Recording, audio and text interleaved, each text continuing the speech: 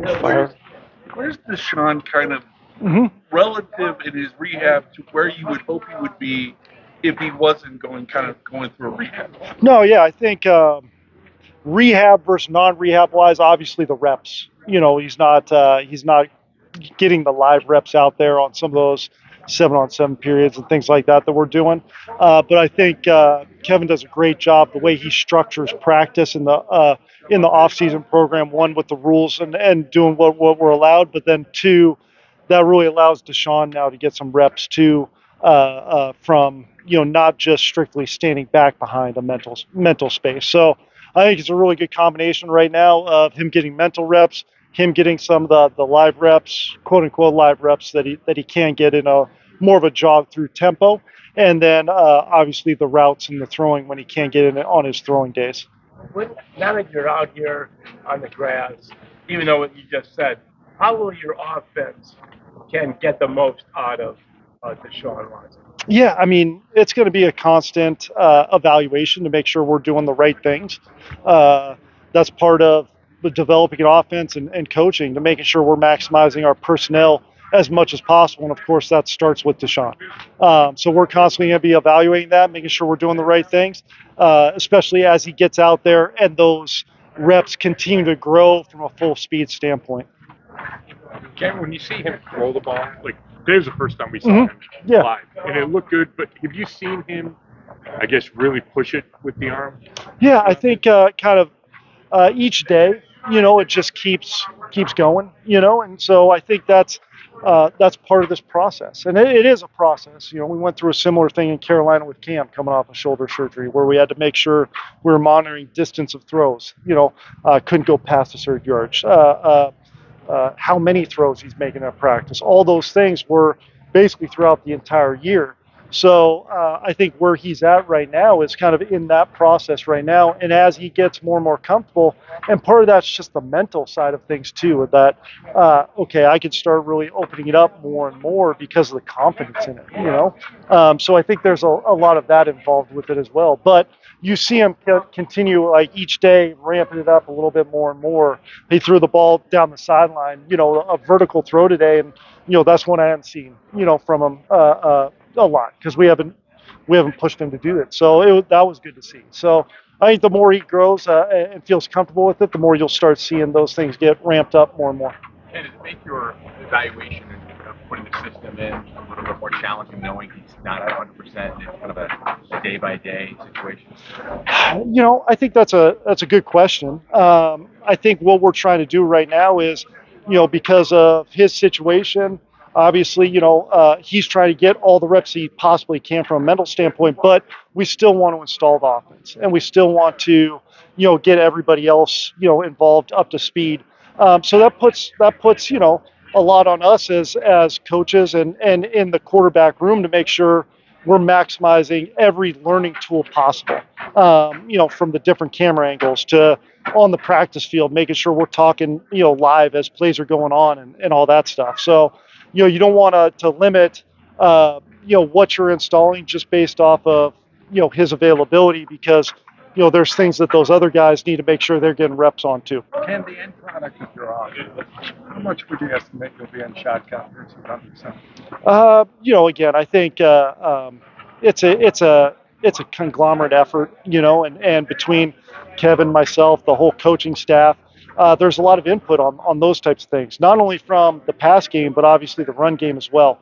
So to put a number on that, I think the season is so fluid, and a lot of times you don't really know because of the way this, the league has evolved in terms of what you can and can't do in training camp and OTAs and things like that.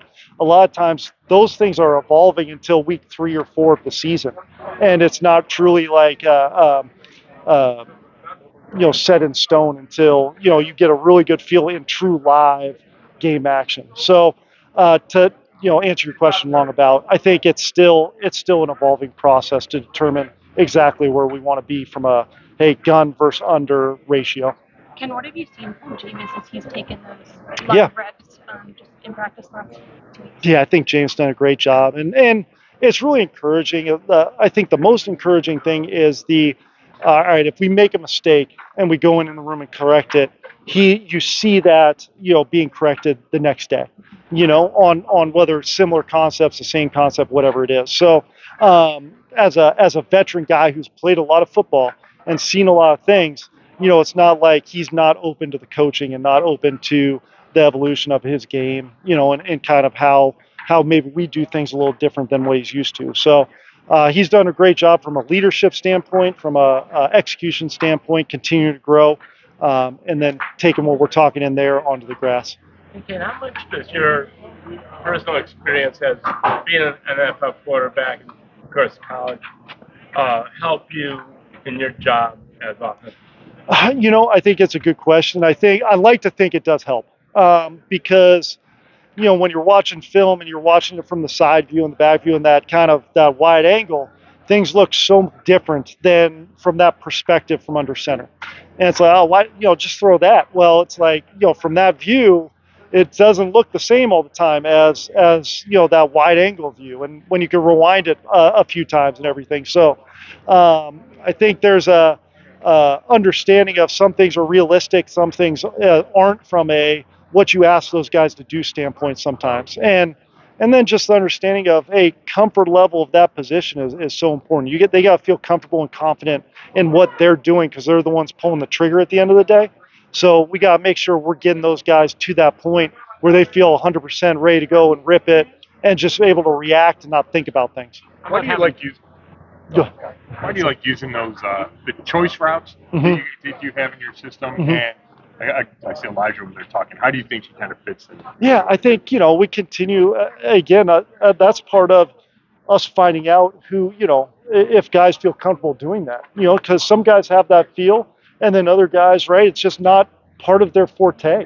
So I think that's the good part is like right now, we're getting different guys doing it, whether it's choice routes, whether it's, deep balls, inside route, whatever those concepts are to see, hey, who feels comfortable and who's got that knack for running certain things.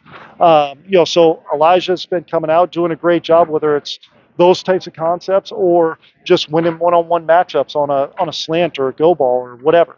So that's part of that this feeling out process and evaluation process for us as new coaches, and then for us as as we evolve in our offense. Is there along the lines of those choice routes? Is there a challenge as a coach teaching, making sure that the quarterback and the receiver are seeing the same thing and are on the same page? Because it feels like there's a danger of the quarterback would see one thing and the receiver see something different. And to answer your question, yes. I mean, it takes reps. It takes them talking about it. It takes watching film. There's so many different aspects of, not only those routes, but a lot of different routes within the system. So, to answer your question, there's a lot of communication there. When we had Cole in Buffalo, there was an adjustment period, and getting on the same page. Like that first year was like, oh, is this gonna work? Because that it just takes time for quarterback and receiver to get on the same page on some of those feel routes. And bigger picture, as you and Kevin have rebuilt the offense and really just put your system into play, how helpful are OTs? Even though I know there's no contact, but being able to get reps on film and being able to actually see it play out on the field. I mean, anytime you're watching tape or you're walking through and all that stuff, that is great. But to get live reps is huge, and whatever you're doing, it doesn't matter the system. So yes, I think to be able to get out here, get live reps, to be able to teach off of, guys see it, things are happening fast. I mean, our defense is darn good, so things happen fast out there for those guys. So there's a teaching aspect of it, and I think the way you worded it was perfect. Like it's not my system, it's not Kevin's, it's our system. You know what I mean? And so we're developing our system, and these reps right now are invaluable for us. Thanks, Kevin. All right, thank you guys, appreciate it. Thanks so much.